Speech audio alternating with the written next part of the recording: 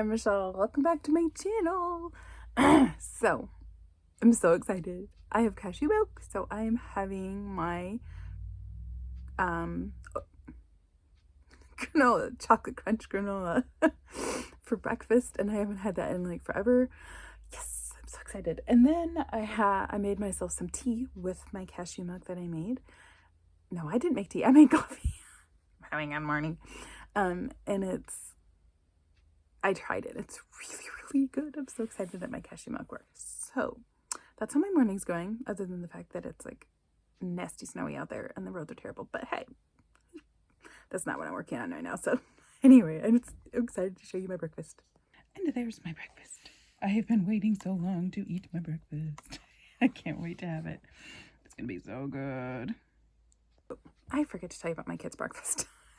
One of my son had the egg things from Ruby's Pantry, and my other son had quail eggs because my friend gave me quail eggs yesterday in exchange for delivering a pallet of wood to her house. So yay! Since we have chicken egg intolerances in our house, it's nice to get alternative eggs to see if they actually work. And I had saved some of my eggs for him before, but they were getting kind of old, so she's like, you need fresh eggs. That's just how she is. So, and they look, I mean, they're like really tiny compared to chicken eggs, so it looks, they're cute. And so we call them mini eggs. I'm like, they look like mini eggs. And they do, because it's like 3 eggs to a chicken egg. But they're kind of cool looking. They're like little mini eggs. It's like dollhouse size eggs. Not really, because they're really not that small. But anyway, I forgot to record it. Maybe when I eat them again, I'll do it. But I didn't today. So anyway, that's all for this morning. I'm off to church. Okay, so my day changed really fast. We went after church, we went to not church, whatever. Anyway, we went back to Menards because my husband wanted to look at something, a blower or something. And we thought, well, we'll just walk back to the discount area because they had weed eaters, and we were looking at weed eaters that had blowers with them. I think that's how that works. I don't know. He was looking for something, and I thought maybe it might be in the discount part when we would go back. So we get back there, and yesterday, while we were there, getting our stacks of wood, getting our pallets of wood, they were dragging back a carport that they use for a cart corral, and it was all bent up. And my husband's like, I wonder what they're doing with that. We'll take it. Didn't really think anything of it, but when we came back today, it was still sitting there. There was no tag on it, no price or anything. So we went inside and we asked them, are you selling it? Or, a tow truck, a plow truck ran into it this morning, so we're taking it back there and we're just dismantling it and tossing it because it's broken. So we're like, well, would you sell it? No, we don't, because it's broken. And we're like, well, we don't care. We'll take it for a discount. We don't mind. It's something that we could fix. So he's like, well, we don't usually sell them, but let me ask. So I think we actually talked to a store manager. Anyway, so he goes and talks to somebody, and he's like, So he comes back and he's like, want it for $50? We're like, really? Because you looked them up and they were, I don't know, like $1,000 and something, $50. But the catch was we had to take it apart. We're like, and that actually isn't the problem. Taking it apart isn't the problem.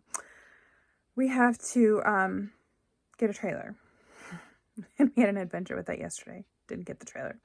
So I had to call my older son and ask him to bring his truck to break out our trailer. So anyway, we're eating lunch, and I'll insert a picture of my lunch because I know I'm not going to do anything about it. And then when I get back, I'll tell you all about our adventure because I'm sure it's going to be fun. So yeah, here goes for my uneventful, fun, boring day. Not. But hey, a $50 barn? Not going to complain about that.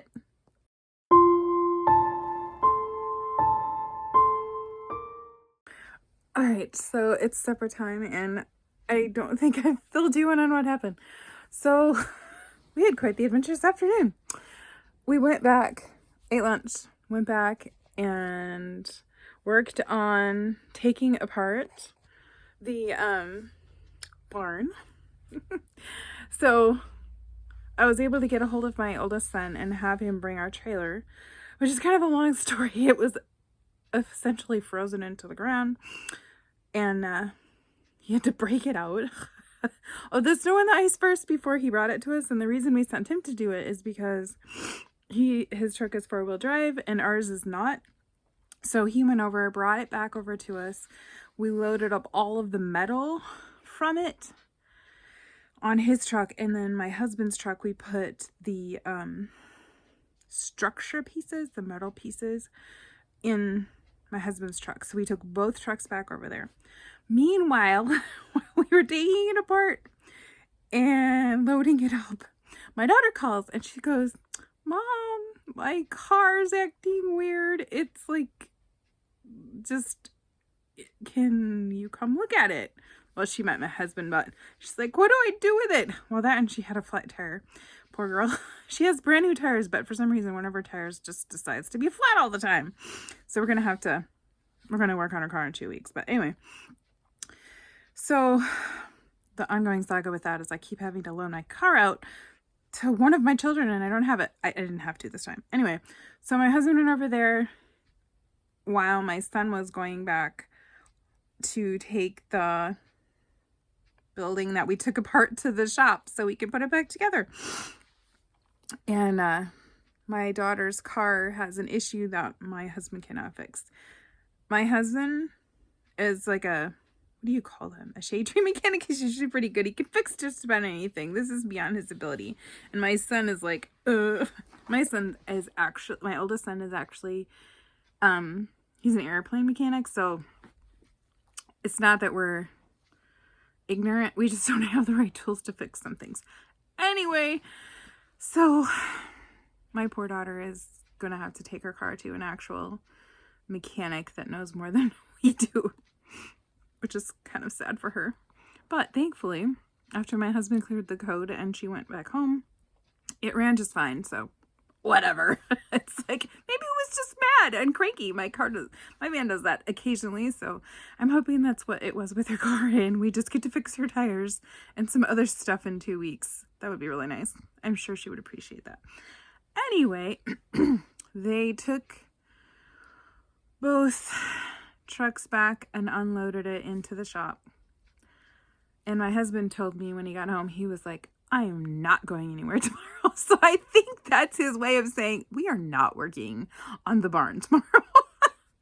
Which I can't say I blame him. We have been running for 2 days straight, working on getting our animal shelters up and ready. This year we hope to add critters to our homestead. I don't know what you call it. We don't have an official name for it yet, but we were going to start with ducks. We've had ducks and geese. I'm not sure. We've had chickens and geese before, so at a different location, a different house. I don't know. We've lived in many different places. So one of the houses I lived in we had 5 acres and we had chickens and geese. So this time we're trying ducks and probably geese. I don't know. But anyway, so that was my afternoon. If I remember, I'll send in, or I'll try and put in a picture so you kind of know what I'm talking about. But anyway, we had quite an interesting afternoon. And one of my boys, there was some other stuff that happened too. I have 4 sons and 1 daughter. My daughter's the oldest, and then I have 4 boys. But my youngest son was the one that went with us to help take it apart. And my oldest son was the one that came later with the truck and the trailer. So now you got that all straight. And I had another son that helped in his way too. I needed to go do something else while they were unloading. So he came and got me so that I could go do my other stuff. It's like, I was really glad I had a whole house full of kids today. They were extremely helpful, and I got so many things accomplished, and I've never been able to do it without all of their help.